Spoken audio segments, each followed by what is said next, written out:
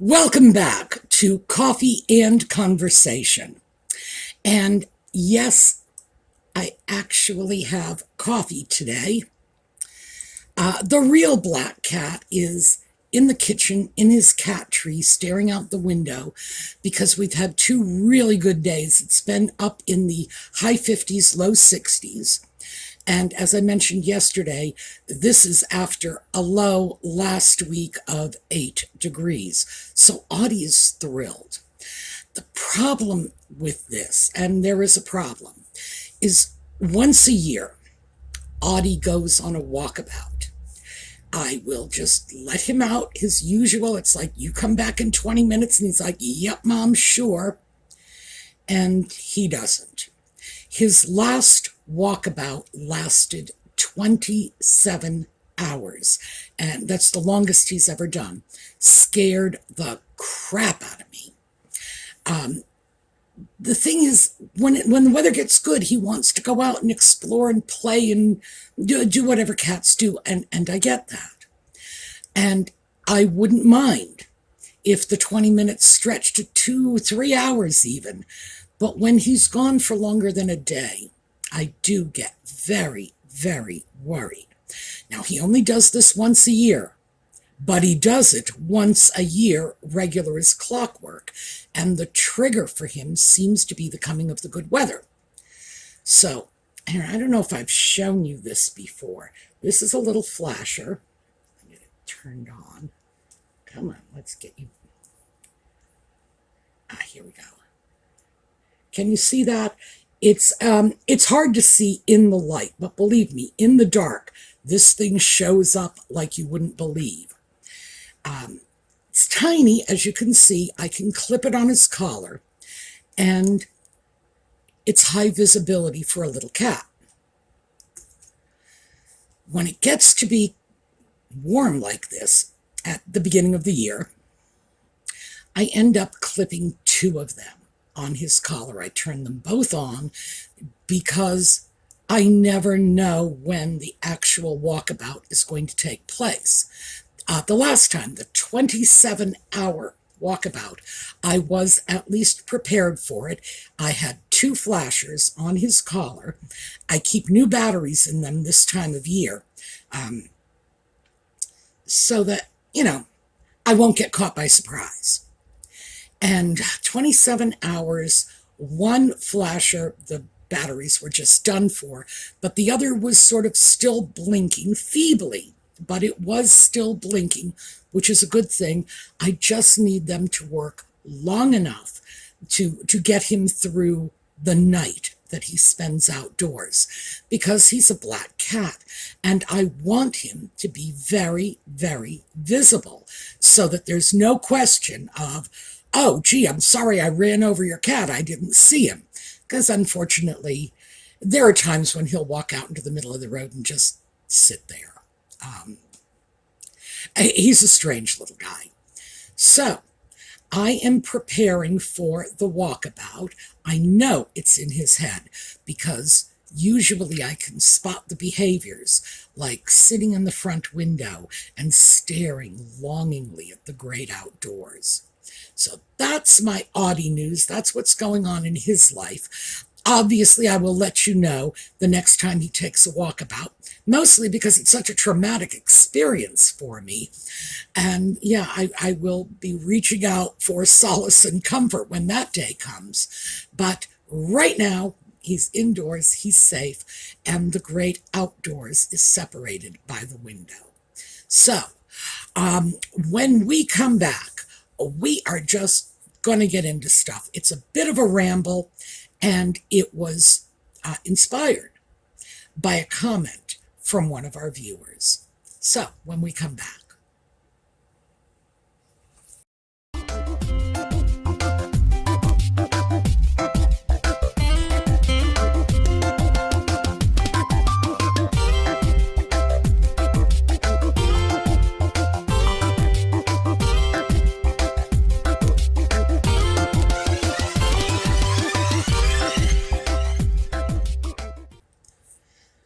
So, when we were discussing decluttering and the trendy minimalist theories that are out there.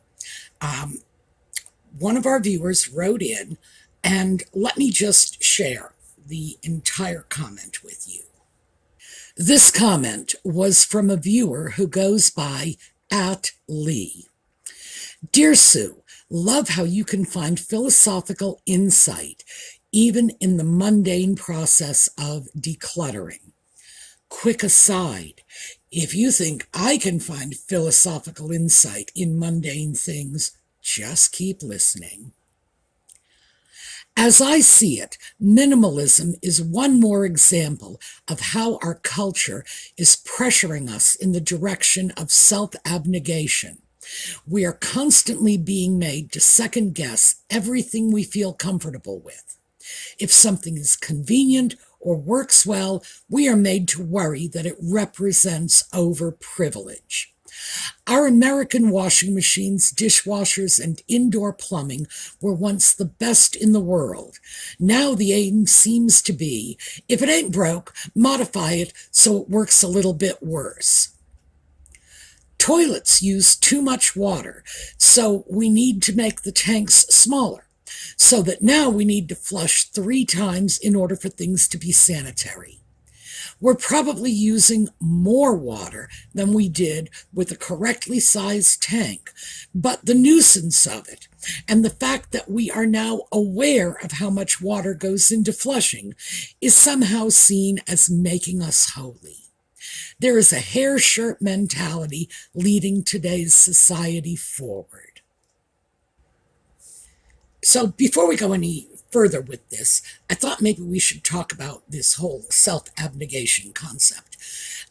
This is a word that's been with us for a long time, but it recently sort of re-entered the popular lexicon a few years ago with a series of young adult novels. The target audience for these novels are girls in their teens and 20s, basically. And they used the word abnegation quite often. In fact, I think that might even be the title of one of the books. It's a whole series of books. And it is sacrificing oneself for the good of others. And this is not an unfamiliar concept to women of my generation, because those of us who were born prior to the 60s, you really kind of had to be born before the middle of the 1960s in order to have gotten a double dose of this. We were raised to believe that we were going to grow up, we were going to become wives and mothers, and we were going to sacrifice everything we ever wanted, everything we ever dreamed of for the sake of our families, because we weren't supposed to have wants or dreams or needs that exceeded the scope of our domestic sphere. And so for many of us, it's going to be all too familiar. We might have wanted to do something, go back to school, whatever, but dealing with the kids, or the family vacation that seemed to be more important, or the new car. So what we wanted for ourselves just kept getting sort of shunted to the back burner again and again and again. And then we went into the 70s and 80s with the high divorce rate, the large percentage of working women. And in the US, we hit that 50% mark, 50% of the women in the workforce in 1979. So we hit that point, found that we were incapable of doing anything anyone would pay us money for, and sacrificing. It just didn't look so worthwhile anymore, especially because the divorce rate was going up, and many of us, I'm not going to say all of us, but many of us were unprepared to navigate the world on our own. And it was because of that enculturation that we were there to serve others, our husband, our children, our church, our society, whatever. I can actually remember in the early 1970s being told by one of this was my first husband, one of his co-workers, that my job was okay because I was a social worker and people wouldn't look down on my husband because of that, because people become social workers not for the money, but because of some inherent do-gooder desire that hadn't gotten stamped out of us.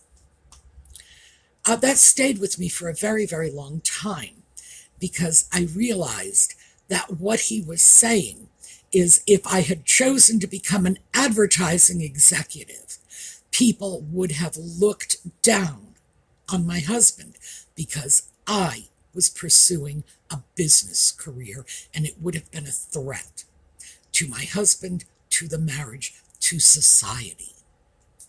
Wow. So this was our enculturation. And keep in mind, self-abnegation has a twin sister, guilt. And that's another one that got laid on us. We were responsible for everybody and everything. And there were television commercials, Ring Around the Collar. I remember that one in particular. The woman is upset because she can't scrub the ring around her husband's collar. And Whisk, that was the product. Whisk will do it for you. It will get your husband's shirts cleaned. And we were told that our value to society was based on how clean our husband's shirts were. But we were also being told that if our husband's shirts were not cleaned, it was our fault. We should feel guilty for this. This should be a source of shame for us. Yeah, self-abnegation and the twin sister guilt. Oh my. And then, of course, in addition to those two, self-abnegation and guilt, we have the creepy little cousin, selfishness. Anything we wanted for ourselves was just, it was like a sin. It was something that you wouldn't say out loud. You know, if your kids could be going to private school and you wanted to take that money and buy yourself a new car instead, oh my, selfishness reared its ugly head. So yeah, we had a lot of conditioning. Most of it was crap. And in fact, I had rather foolishly thought most of this was flushed down the toilet in the 70s, the 80s, when women were going back into the workforce. The divorce rate was up. There were so many single mothers out there. There were so many women who were having their voices heard in everything from, careers to just, well, not to put too fine a point on it, but the fruits of the sexual revolution. You no longer had to sit at home. You could go out to a bar and find a man or a woman. That was another thing that came out of this. It was okay if you didn't want a man and you wanted a woman instead. Yeah, that was fine. And these things have become more and more fine. But there seems to have been some kind of strange, I don't want to call it a backlash, but an undercurrent of society needing that huge group of people to take the blame, to take the responsibility, to be willing to sacrifice themselves, to keep the wheels turning, to make sure everybody got out of bed and out the door in the morning. And because that had traditionally been the wife, the mother, I think it's coming back on us a bit. So when someone like Lee looks at decluttering and minimalizing and is seeing self-abnegation, we are being erased. We're being told we should live in environments that reflect no personality. We are being told that we are wallowing in our privilege if we want the things we've been working for. Yeah, I get it. I get it completely. This is the sort of thing that should be irritating to us. And of course, in my opinion, we should be resisting this at every turn, which is, of course, what I do. But everybody walks their own path. But we do have to look at this when we are starting to withdraw from the enforced cocooning from the pandemic and try to move back out into a normal life. We need to look at what we want that normal life to look like. Do we want to go back to that 1950s June Cleaver thing? Is that what we want?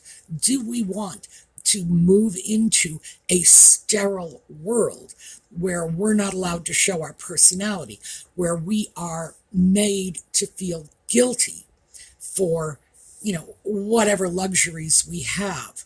Oh, speaking of, for the scarf fans out there, Loro Piana, this was $83, one of my more expensive scarves, but it is cashmere and silk and the softest thing you could possibly imagine.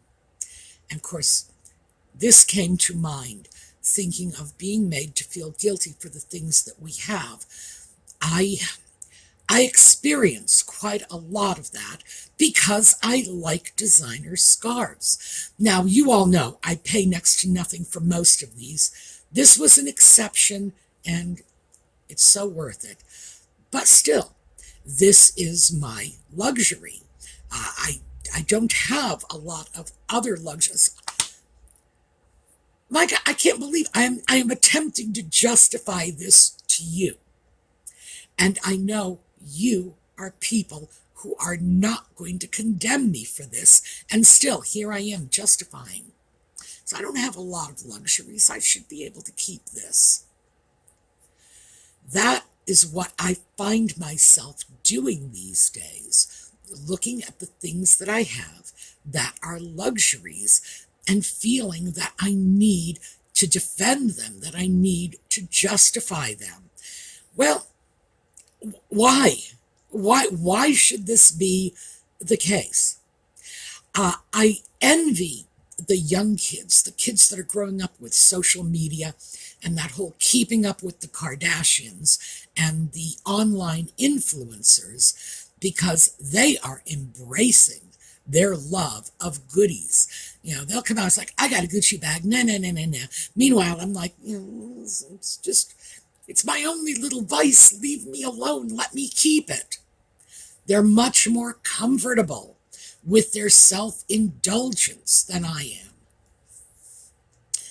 I absolutely need to just get into social media for a while, watch a Kardashian or something, and see if I can't embrace some of that, because it strikes me as a lot more emotionally healthy than when I let my inner June Cleaver escape and start to get guilty and feel that I must justify everything. So, yeah.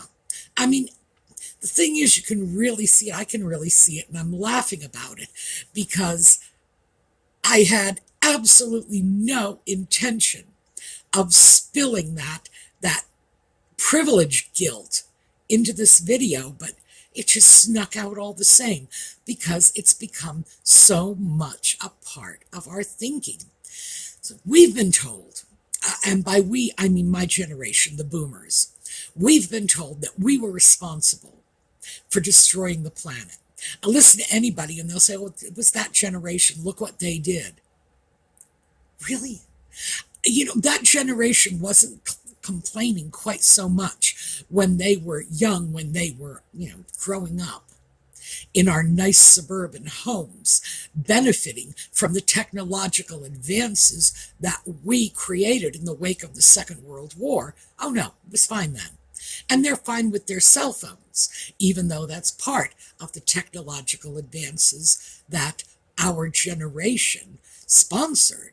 But no, we did all this. It's all on us. They've got global warming, and we created it. Oh, and just very quickly, because I am older than they are, I remember very well back in the 70s when they insisted we were heading to a new ice age. And that's why they're calling it global climate change now, because they were called out on that nonsense from the 70s. It's like, yeah, I remember 50 years ago you said we were heading for an ice age. Now you say we're heading for global warming. Can you just make up your mind? And please show me how the scientific evidence supports both of those conclusions, which of course they can't do because the scientific evidence doesn't support anything. Let me also say that climate change is normal for our planet. Paleontologists, that level of historians tell us that way, way, way back when, Antarctica was a green and lush desert with 3-foot-long dragonflies. Seriously, that really is out there in the theories. To be fair, I don't want to make this sound like a ridiculous theory. I'm sure they have ample evidence to support this conclusion. And what we know from the written historical record is that in the Middle Ages, they could grow wheat in Scandinavia, and they had a wine industry in England. So, yeah. And by the way, those people didn't have cars and airplanes, just in case you were wondering. I know, you've got this mental picture of like Ivor the Viking flying around in his Learjet. No, sorry. So, yeah, climate change is normal. We have had a long period of stability in our climate, relatively speaking, and climate change is generally not sudden. So, whatever happens is probably going to be gradual. But did we do it? No, I don't think so.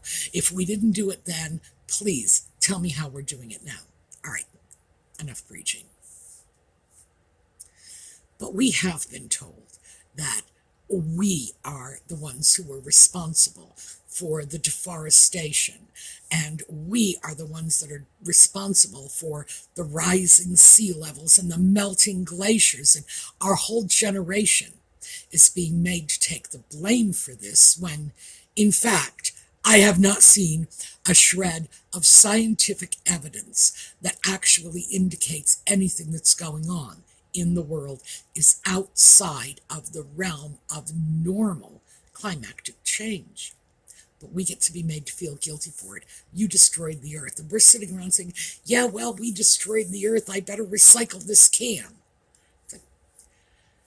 Everything is turning us into cringing, guilt-ridden, it's like if Simon Legree stopped twirling his mustache and just curled up in a corner, sucking his thumb, saying, I'm sorry, over and over again. Well, that would be us. We may have, in fact, made some significant mistakes, and I do think we did. In a lot of ways, there were drugs and chemicals that were put out on the market into the environment that we really had not effectively tested. Yeah, we made mistakes, but everybody does. There is no such thing as a generation free of mistakes, because our parents' generation gave us a world war, and their parents' generation gave us a world war, and, I guess the point is, at some place over the course of time, somebody needs to stand up and say, let's stop shunting the blame. And instead, let's Let's start to concentrate on fixing the problems in concrete ways. And by that, I mean strengthening the control bodies like the Food and Drug Administration, so that just because we got an idea, it doesn't immediately slink out into the marketplace before it's adequately tested. That would be good. I would be in favor of that. We need to look at eradication of dangerous pests and disease. Sure, I'd be in favor of that. But do we need to drain every ounce of joy out of our lives in order to get there? Is that what we're doing? When Lee spoke about the hair shirt mentality, I think this is what she was referring to. Do we have to stand up beating our chests and screaming mea culpa? No. Do we have to stop enjoying our lives, our environment, our stuff? I love my stuff. I don't think so. I think we can have a more measured response to the problems, and I'm not denying that there are problems out there. It's no longer up to my generation to solve them. I am going to be 70 this year. The torch has been passed to the whining millennials that blamed us for it. So let's see if they can do a better job. They are in control now. So yeah, I'm comfortable with just moving forward in a more constructive way. But it does not mean that I am not allowed to live my life, or that I have to live my life according to someone else's standards. I do not feel that if I am uncomfortable sharing a bathroom with someone who is of another biological sex, whatever that sex may be, and Lord knows there's like a whole laundry list of different genders out there now. If I'm not comfortable with that, I shouldn't be made to. On the other hand, if I am a person of one of that laundry list of genders, I ought to be able to go to an appropriate restroom. There are ways to work this out without tromping on my rights or tromping on their rights, because we are not stupid people. We have a great civilization. We have resolved some problems that would have been unfathomable 200-300 years ago. We've got them under control. We can control this too. We can control all of it in a way that is not blaming, taking from others, forcing people to smile and live lives that do not make them comfortable. No, there's got to be room for all of us in this sandbox. There really does. And I can understand why people are getting upset about this. And it's not just this particular comment. I see this all the time. 2 days ago, I was at my favorite grocery store with one of the clerks, and the grocery store said that they could no longer, the employees, could no longer smoke in the vicinity of the store. They had to go to their cars to have a cigarette. And I thought, now, first of all, I should tell you that I don't smoke, but I did. I'm an ex-smoker.